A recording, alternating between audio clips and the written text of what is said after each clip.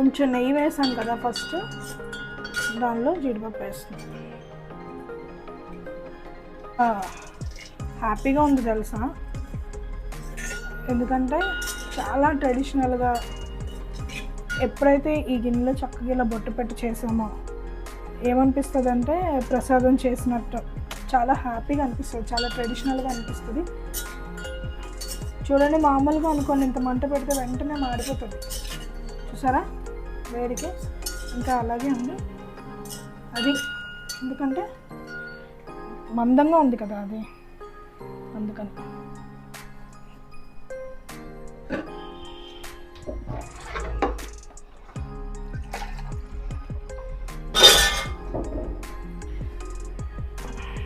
దీనిలో నీళ్ళు పోసుకుంటున్నాను మాట. మీరు చూస్తే నేను ఆల్రెడీ ఏవైతే సగ్గుబియ్యం ఉన్నాయో వాటిని ఇట్లా నానబెట్టి ఉంచుకున్నాను, తొందరగా అయిపోతాయని చెప్పేసి. ఏదైనా సరే మనం ముందుగా నానబెట్టుకుంటే మన గ్యాస్ సేవ్ అవుతుంది, పైగా పని కూడా ఈజీగా అయిపోతుంది. సో అందుకని క్విక్గా చేయొచ్చు.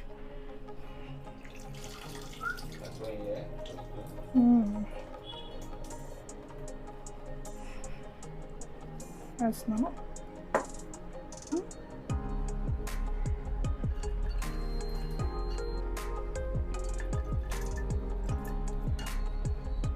చూసారు కదా, ఇలాచీ వేస్తున్నాను.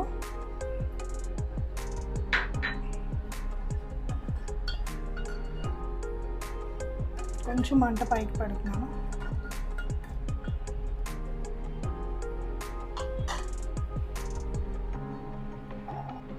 చూడండి, ఎప్పుడైతే సగ్గుబియ్యం సగం ఉడికిపోయినాయో అదే టైంలో మనం వెర్మిసెల్లి సేమియా కాళ్ళు వేసుకోవాలి.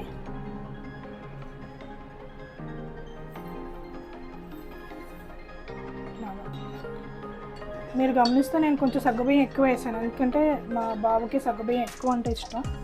సో అందుకనే కొంచెం ఎక్కువ వేసాను.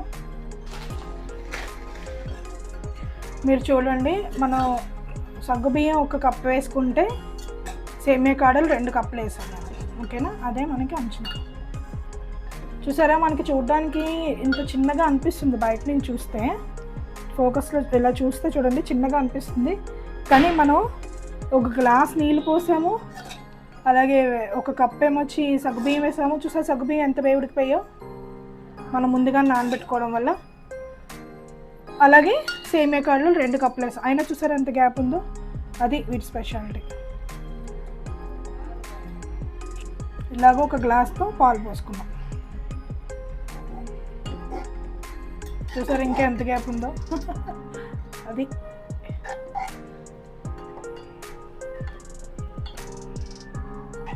చూడండి చక్కగా పాయసం ఎంత బాగా తొందరగా అయిపోయిందో. 1-2 సార్లు పొంగితే చాలు మనకి. చూసారు కదా, మనం చక్కగా పాలు పోసుకున్నాం కదా, 2 పొంగులు వస్తే చాలు మనకి, చక్కగా అయిపోతుంది. ఎంత తొందరగా చేస్తాం చూసారా. అందుకే సింపుల్ ట్రిక్ ఏంటంటే సగ్గుబియ్యం ముందే నానబెట్టేసుకోండి, చక్కగా వచ్చేస్తుంది, తొందరగా అయిపోతుంది మనకి పాయసం అనేది. 1 పావు గంటలో మొత్తం అయిపోతుంది. 1-2 పొంగులు పొంగాయి అనుకోండి సార్. ఇంకోటి కన్సిస్టెన్సీ కూడా పాయసంకి ఇలా ఉండాలి, ఎందుకంటే ఇది మళ్ళీ దగ్గర పడుతుంది, కొంచెం వేడి తగ్గిన తర్వాతకి కొంచెం దగ్గర పడిపోద్ది అనమాట, థిక్గా అయిపోతుంది. అందుకే మనకి ఈ కన్సిస్టెన్సీ ఉందనుకోండి, కొంచెం చల్లారిపోయినా సరే అలాగే ఉంటుంది. ఇంకోటి ఏంటంటే ఈ గిన్నెలో చేసుకుంటే ఒక 3 to 4 అవర్స్ అనేది అలా వేడిగానే ఉంటుంది, తొందరగా మనకి చల్లారిపోదు అనమాట.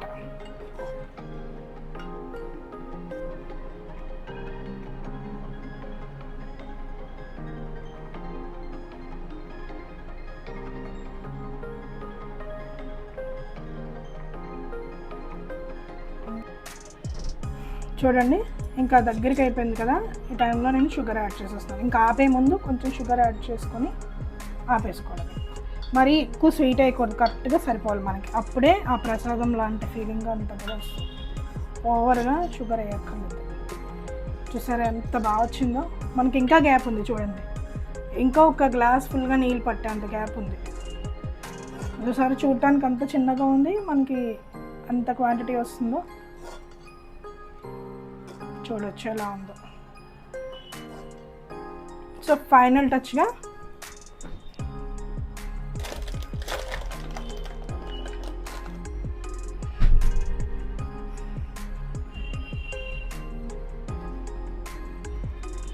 ఏంటో తెలుసు కదా, కుంకుమ పువ్వు.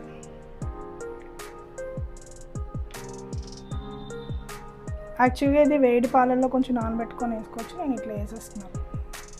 ఇలా చూసారు కదా మంచిగా పాయసం ఎలా అయిపోయిందో. ఇది ఒక 4 అవర్స్ వరకు కూడా వేడిగానే ఉంటుంది చక్కగా. సో ఎప్పుడైనా సరే ఖచ్చితంగా మీరు కూడా ట్రై చేయండి. నిజంగా చాలా బాగుంది. ఈవెన్ వంట చేస్తున్నప్పుడు ఫీలింగ్ చాలా బాగుంది, చాలా ట్రెడిషనల్గా హ్యాపీగా అనిపిస్తుంది. అండ్ టేస్ట్ కూడా అల్టిమేట్గా చాలా బాగుంటుంది. సో మీరు కూడా ఇలా ట్రై చేయండి. ఇది చేసి ఎంత వేడిగా ఉందో. Hope you like this video. మీకు నచ్చింది అనుకుంటున్నాను. పాయసం చేయడం చూపించాను, అందులో ఇత్తడి పాత్రలో ఎట్లా చేయాలో కూడా చూపించాను.